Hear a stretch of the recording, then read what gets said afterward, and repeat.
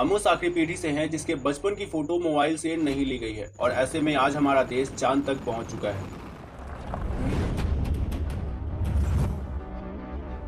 अगर आज से हम सिर्फ 250 साल पहले भी किसी को ये कहते कि मेरे पास एक ऐसी चीज है जिसमें अमेरिका में बैठे आदमी भारत में बैठे आदमी को न सिर्फ देख सकता है बल्कि बात भी कर सकता है, तो लोग उस बातों पर हंसते और पागल समझते।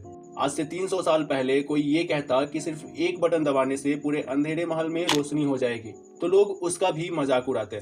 ऐसे में आज हमारा देश, हमारा साइंस उस तरक्की की मुकाम पर खड़ा है जिसे आज तक अमेरिका से लेकर रूस और चीन जैसे देश तक नहीं कर पाए हैं। हम चांद पर पहुंच गए हैं और वो भी चांद के उस हिस्से में जहां जाने की कोई सोच भी नहीं सकता है।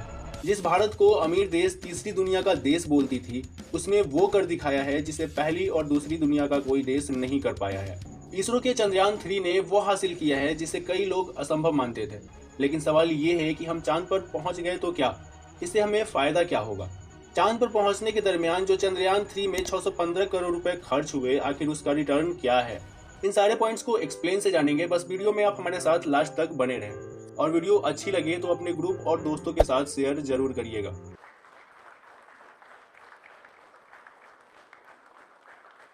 चंद्रयान 3 इसरो का हाईली एंटिसिपेटेड तीसरा चंद्र मिशन था, लेकिन इस तरह की सफलता रातों रात नहीं मिलती। इसमें कई सालों की प्लानिंग्स, सावधानीपूर्वक तैयारी और अनगिनत साइंटिस्ट, इंजीनियर्स और विजनरीज की आवश्यकता होती है। उन्होंने ह्यूमन नॉलेज की सीमाओं को आगे बढ़ाने का साहस किया और उनकी इस मेहनत का फल इस तरह मिला जिसकी हम कल्पना भी नहीं कर सकते। खैर, अब बात करते हैं कि हम चांद पर पहुंच तो गए हैं, लेकिन इससे हमें मिलेगा क्या? अब कोई देश धरती से 3,84,000 किलोमीटर दूर एग्जैक्ट टाइम और जगह पर अपना लैंडर उतार पा रहा है, तो सबसे पहले तो यही हमारी सक्सेस है। क्योंकि जो स्पेस एजेंसीज इतनी दूर तक जाने की काबिलियत रखती है, तो ये अपने आप में बड़ी बात है। मतलब हम पूरी दुनिया के उन 3-4 देशों में से है जो चांद पर जा सकते हैं।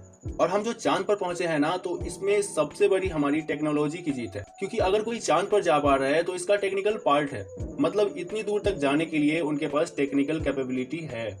अब आपके मन में ये सवाल आएगा कि ठीक है, हम चांद पर पहुंच तो गए हैं, लेकिन अब हमें करना क्या है? विक्रम के चांद पर उतरने के बाद प्रज्ञान अब आगे का काम करेगा। वैसे मैं आपको इस विक्रम और प्रज्ञान से रूबरू करा दूं तो मिशन के साथ चंद्रयान 3 के लैंडर का नाम विक्रम और रोवर का नाम प्रज्ञान दिया गया है। अब प्रज्ञान यानी रोवर को करना ये है कि वो अब चांद पर की सारी डेटा को एकत्रित करेगा। जैसे कि वो चांद की मिट्टी चेक करेगा, ये देखेगा कि वहाँ पानी है या नहीं, वो देखेगा कि चांद की मिट्टी में कौन कौन से मिनरल्स है। इससे पता चलेगा कि हम चांद पर कोई कंस्ट्रक्शन कर सकते हैं कि नहीं, क्योंकि कंस्ट्रक्शन के दौरान उसमें यूज आने वाली मटेरियल को हमें वहीं ढूंढना पड़ेगा।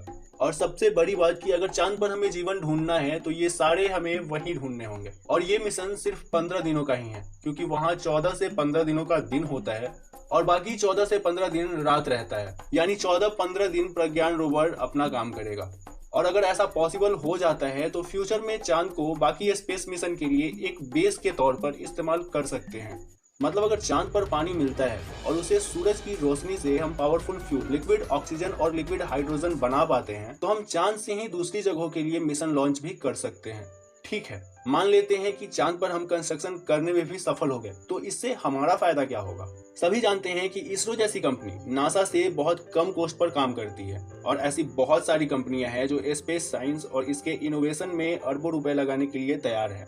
क्योंकि दुनिया के बाकी इंडस्ट्रीज की तरह आज स्पेस इंडस्ट्रीज भी मल्टी बिलियनर डॉलर की इंडस्ट्री है।